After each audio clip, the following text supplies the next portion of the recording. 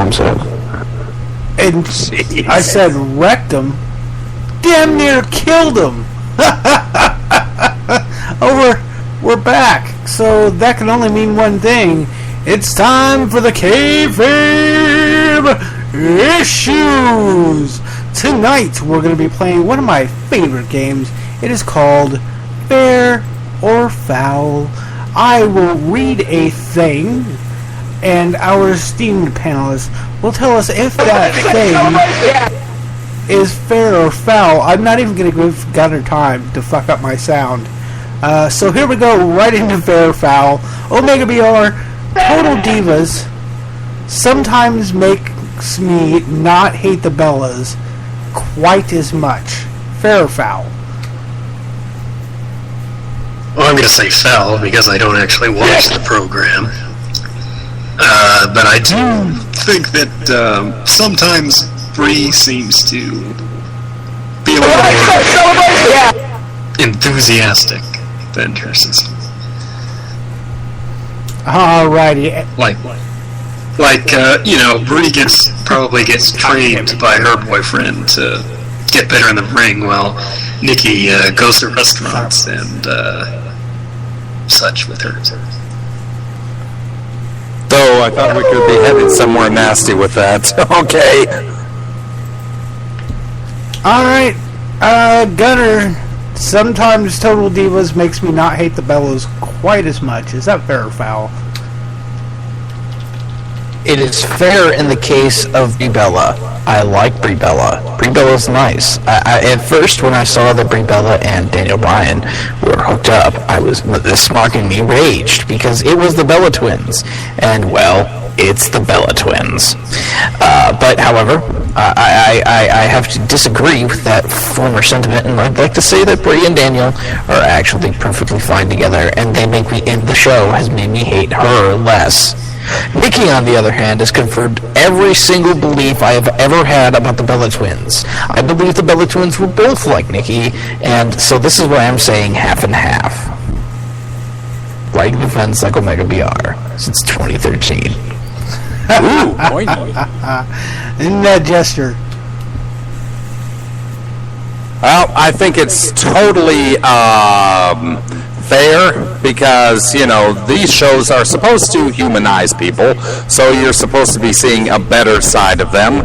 It's okay not to hate them as much, but, you see Brie and then you see what Nikki's doing and then you see, I can equal a fair amount of hate as well as a fair amount of, okay for the Bella Twins. Oh, by the way, I'd just like to comment real quick on the fact that Omega BR does not watch Total Divas. Fucking bullshit! Give my bitch! Okay. We are soundboard heavy tonight. Alright. Bullshit! You copied me. Mega BR. We have no idea when our actual 2-year anniversary was. Because, we have missed weeks here and there. We have no idea when it was, but we've definitely passed it already. Fair or foul? It's fair because, sometimes some weeks I just need my me time, Okay. Didn't really need to know about your masturbatory habits, but, I knew you were gonna go there. Gunner! You want to have everybody's attention now? Pretty much. So basically we've been doing this for 2 years, for almost 100 episodes. I'm not gonna lie, there are a lot of podcasts out there that don't make it to 100 episodes, and I'd like to say that it's been a quite pleasure to actually get to 100 episodes, even though you're all pains in my ass. You're perfectly fine pains in my ass, and I wouldn't want to be around any other pains in my ass, if you understand what I'm saying. I can't believe that we've done this for 2+ years. Jesus Christ. It is insane. NetJester, you are exempted from this question because you have not been a part of this podcast for that long. Aww. I've been in the danger zone. That's right. This is the danger zone. You get in here, anything could happen. Let's Hustle, see. loyalty, respect. Same difference.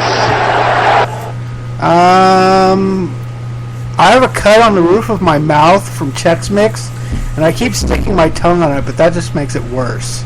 Omega BR?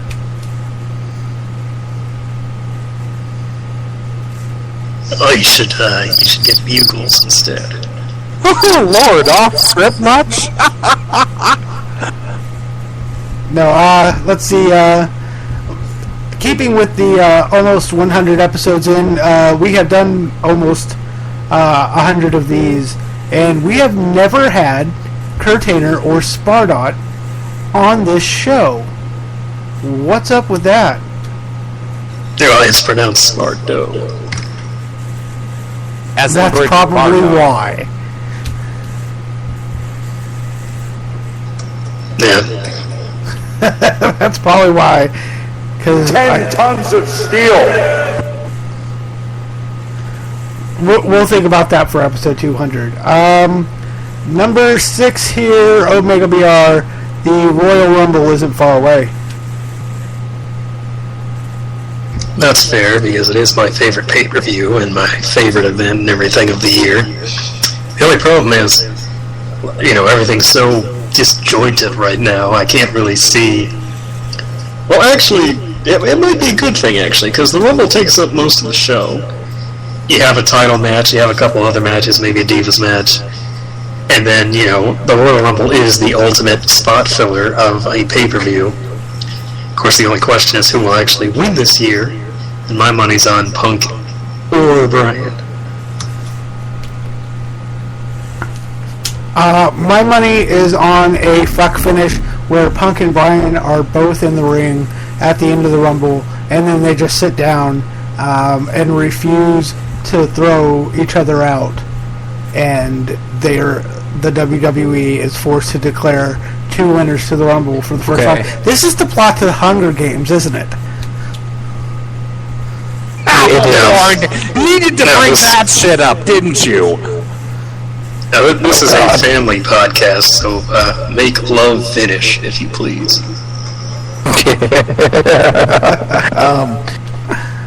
I love the Royal Rumble as well. Omega, I thought your favorite event of the year was Wrestle Kingdom, or Chikara's whatchamacallit, King of Trios weekend.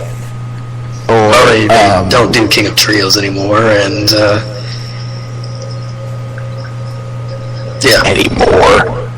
anymore. Like, it will be back in next year. We can only hope. Especially with this Ashes line going as the way it is. But that's neither here nor there. Just bring back Chikara, guys, please. That's all. Please.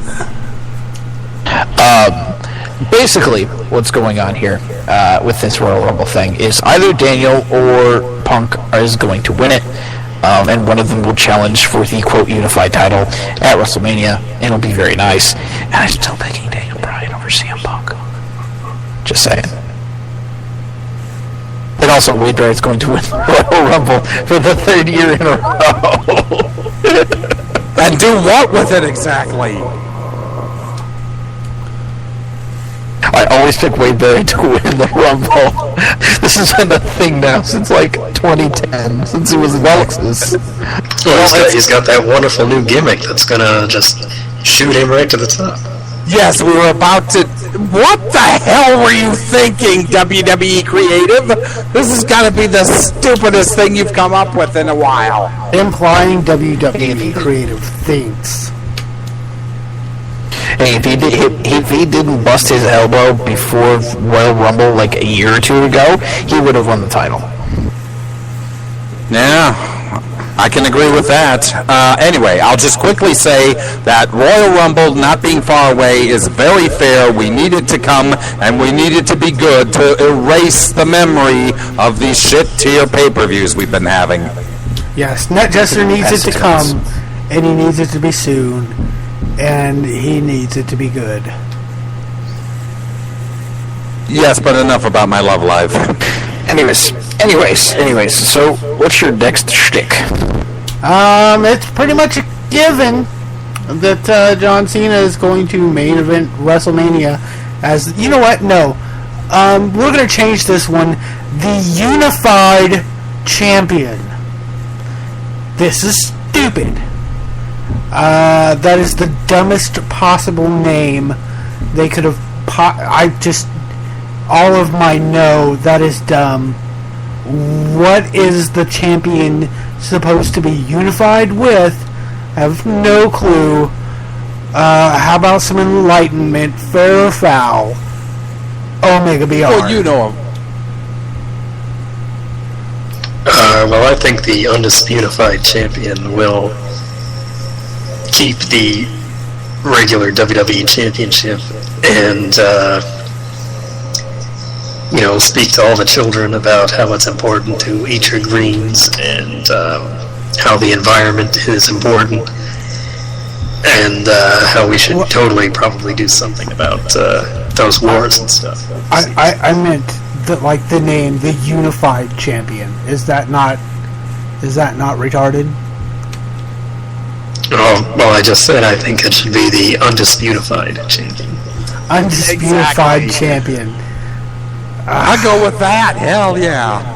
Gunner, help me here.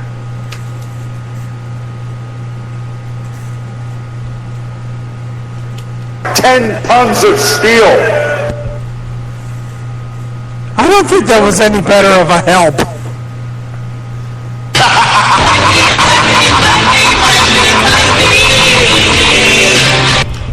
I'm sorry, they're blinded by the money rate, by the money, stuff that they have been dealing with as of late, so, yeah. Just like all the decisions in the past couple of months, this one is equally as terrible.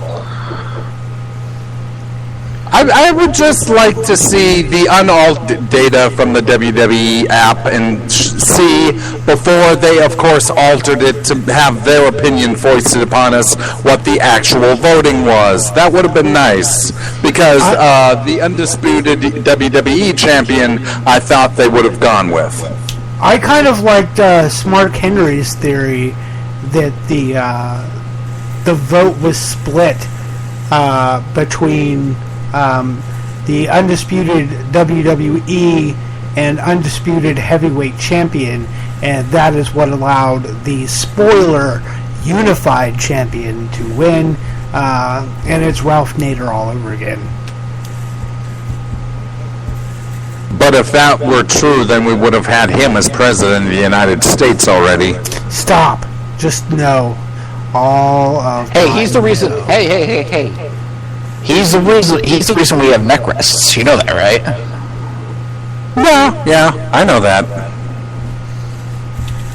Alright, so... Besides, I thought you said Nexus there for a second. Oh, well, then that would have just made him, completely awful. Ned Jester, is it a dumb name? Yes, it's a dumb name, and I won't waste my time saying anything more about it. Next! Alright, and the final thing, who's it, what's it, majigger here. The riots apparently kidnap people and then turn them loose in the parking lot 10 minutes later for no reason. Omega BR. It's completely foul, even if we were supposed to believe that the idea is that they want Brian to join them on his own power and not through any kind of bizarre brainwashing. And this isn't the first time it's happened either. Remember when they kidnapped Kane and he came back just to sort of become, Vice Principal Kane to the Authority? Vice Principal Kane, yes. Superintendent Kane. Yes, of course. Test prop Kane. It just does. I just don't understand what possible. This is because I have entirely too much time on my hands, especially when I'm sitting in Midas for 3 hours waiting for them to do something and get it done, and it should have taken like half that. But that's neither here nor there. So I'm sitting there and I'm like, Jesus, I'm bored. And then I get to thinking about Brian being kidnapped, and here is my theory that has no actual basis in anything. It's just, me trying to retrofit something to dull the stupidity of the entire thing. So my theory is they drug Brian out into the parking lot, and then he managed to fight them off, and they ran away, but he collapsed there before he could get back inside for help. That's the only thing I can come up with for it to be logical. City Comptroller King. I do not agree with this point of view.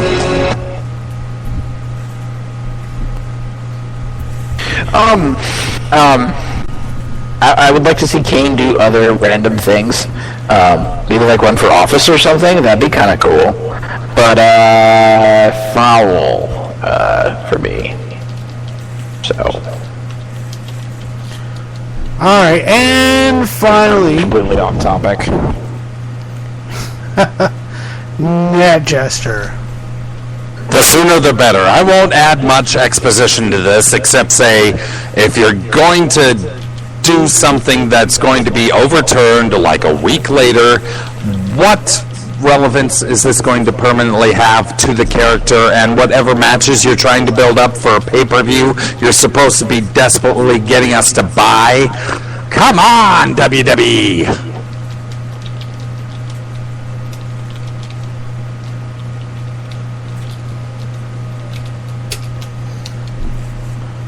Alright, well, I guess that'll do it for the kayfabe issues.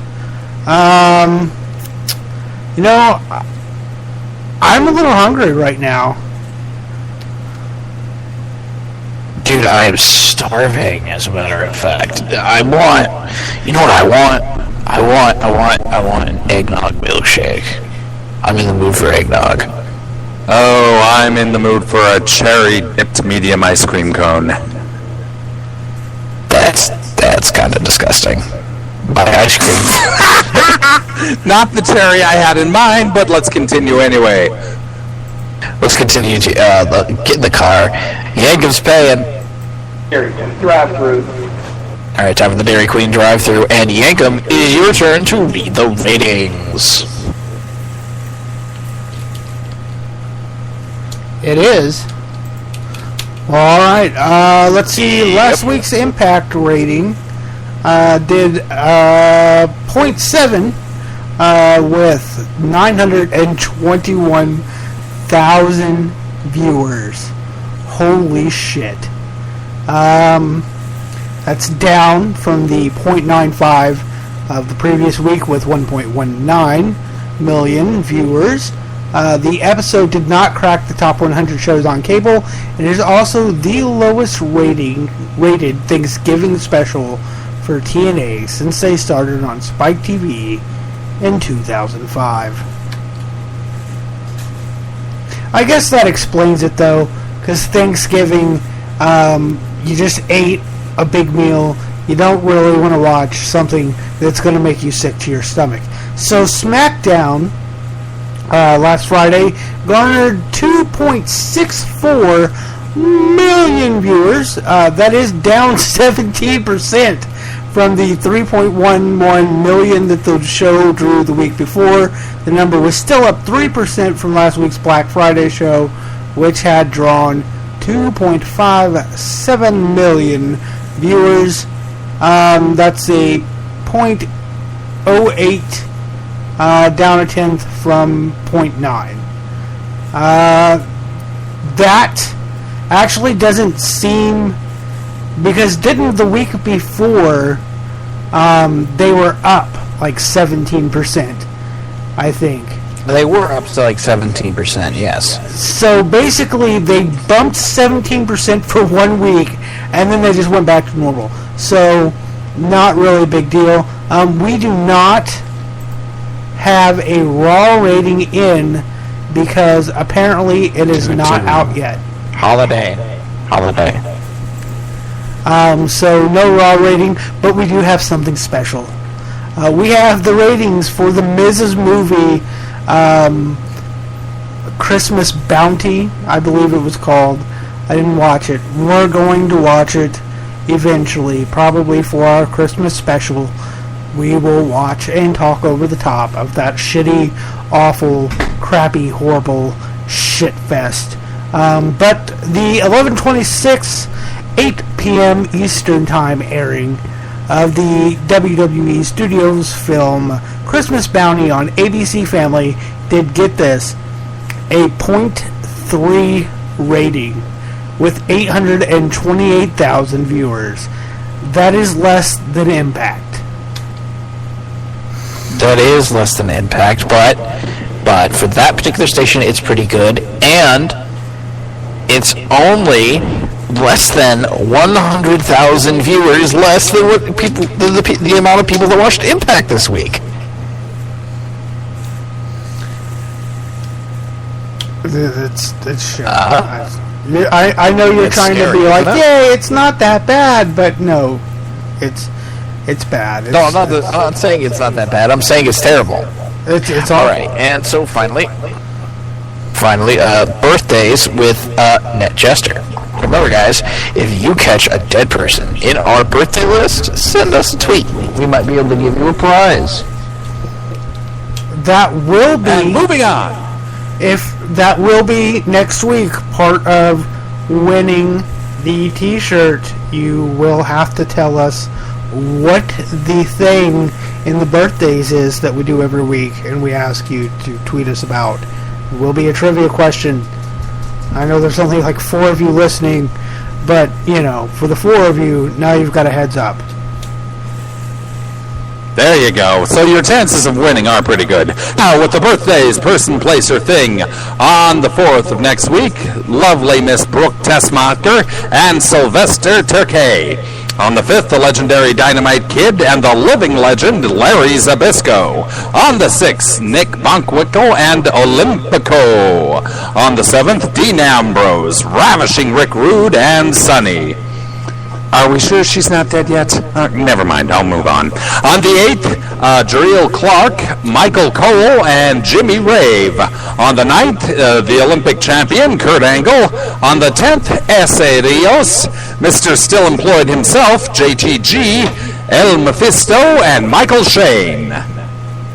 Alright, and before we get into This Week in Wrestling History, this week's promo word, also what you need to get a T-shirt, maybe, the promo word, gimmick table. Remember that, folks. Gimmick table.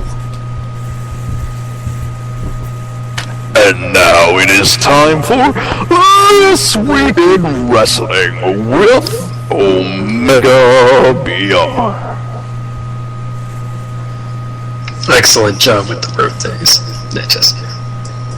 Thank you, fearless leader. Yes, it is time for This Week in Wrestling History. Circa 1973, where Stan Stasiak defeats Pedro Morales in Philadelphia, Pennsylvania to win the WWF World Heavyweight title, although many fans didn't realize they had just seen a title change. Morales had given Stasiak a back suplex, and both men appeared to have their shoulders on the mat as the referee counted 3. The ring announcer never announced Stasiak as the new champion, and instead said, "Let's hear it for a great champion, Pedro Morales," supposedly because of fear of a riot from the crowd. The title change was revealed that weekend on television. Stasiak would hold the title for 9 days, losing it to Bruno Sammartino in New York City. Jump to 1998, where Ian Rotten defeats Corporal Robinson in Salem, Indiana to become a 4-time IWA Mid-South Heavyweight Champion. In the first few minutes of the match, Ian hit Robinson in the head with a window pane that had fluorescent light tubes attached to it. It cut an artery above Robinson's temple, and blood was literally spurting out of his head. Ian quickly pinned Robinson with a double-arm DDT, winning the title and ending the match in less than 4 minutes. Robinson was taken to a hospital and suffered a brain aneurysm due to a blood clot, though he eventually returned to wrestling. And in 2004, TNA held their Turning Point review in Orlando, Florida, featuring Randy Savage's final match and an incredible move by Elix Skipper, who walked along the top of a steel cage like a tightrope before giving James Storm a rana off of it during the final match of the evening. Savage teamed with AJ Styles and Jeff Hardy to defeat Kevin Nash, Scott Hall, and Jeff Jarrett.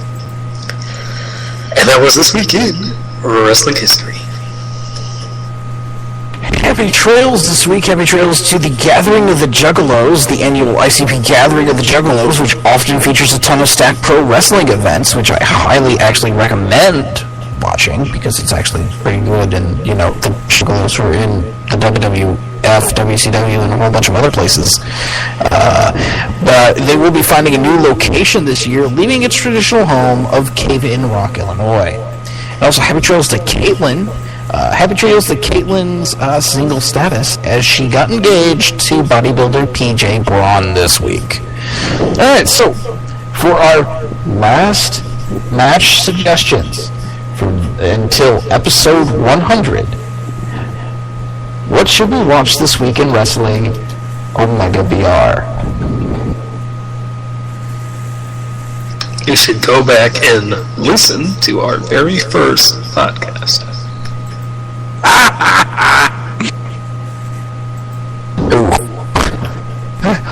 You'd have to go back a while. Jester, what should we watch this week in wrestling? Well, eschewing once again anything from Monday Night Raw because it's just too damn easy.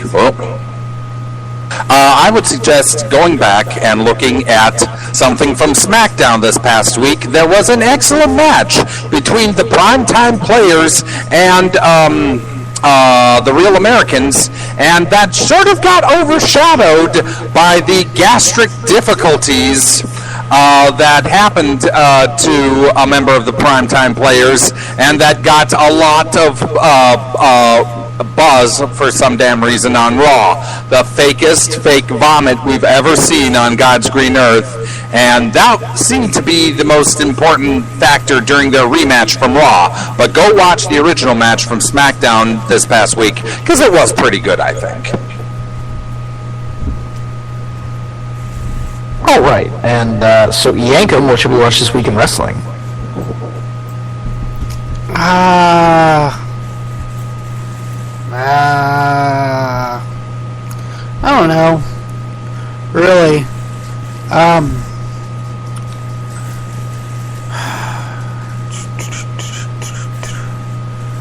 Nothing really is like popping out in my head, to be honest with you.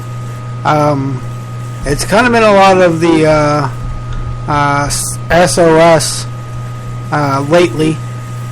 But how about instead of a match, I'm going to suggest that you go to Shining Wizado.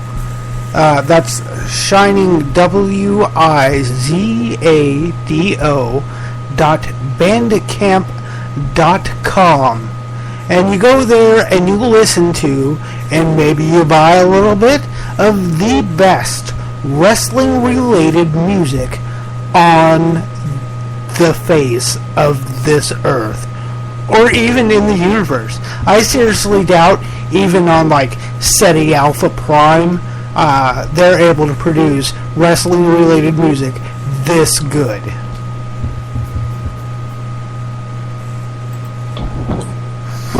This week I am going to suggest the Vengeance match to get us ready for TLC. The Vengeance 2001 pay-per-view, where Chris Jericho defeated The Rock and Stone Cold one night to become the undisputed champion, the first undisputed champion in WWE history. It was a great pay-per-view. It was a really, really, really crazy finish at the end because Jericho won it all. And it's a classic that everybody should watch, and we're going to unify the title. If we're going to unify the titles again, let's well watch how they did it the first time to see, you know, what craziness was going on back then. All right, so that's it for number 99. Thank you, everyone, for listening. I appreciate it very, very much. You can follow us on Twitter, twitter.com/SmarkSnark. This is where myself and Yankum tweet occasionally on Raw. Every Monday night, Yankum's there. Sometimes I'm there. I popped in for a minute, but then when I saw the Titus O'Neil puking thing, I decided to tap out of the evening and just watch the review later. You can also find us on Facebook, facebook.com/SmarkSnark. You can find us online at smarksnark.com. That'll direct you to our Spreaker page, which has all of our latest episodes up. You can check us out there, and YouTube. And you can also check us out on... let's see here. You can also email us if you are a promoter or indie wrestler who would like a little more exposure and would like to jump on our show for a little, Q&A and whatnot. You can email us at smarksnark@gmail.com. That's it for this week. Next week, we have episode 100. We have a few guests, we have a few surprises, we have a few things planned that we have that's going to be pretty cool. So if you're around and you're free on a Tuesday night, you can come in and join us on the TeamSpeak. That's TeamSpeak. That's TeamSpeak 3, and the IP is available on 420 and we'll post that in our thread once we get that going. And you can come join us, or you can listen to us on our Spreaker page, which you can find at smarksnark.com. So, for myself, for Jester, for Yankum DDS, and for Omega BR, I would like to say thank you all for listening. And I'm the best in the world, baby.